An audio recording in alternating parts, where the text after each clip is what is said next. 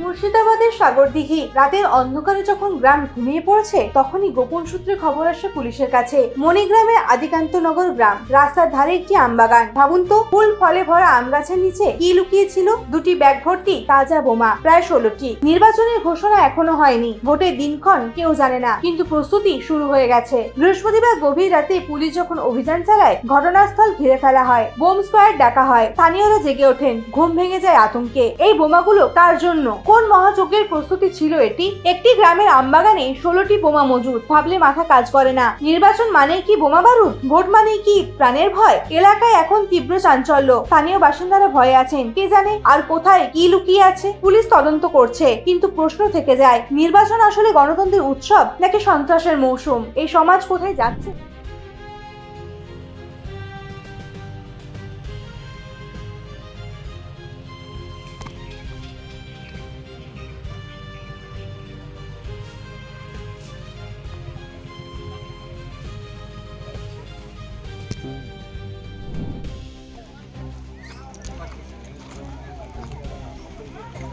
আরেকটা ওইদিকে ধরে নে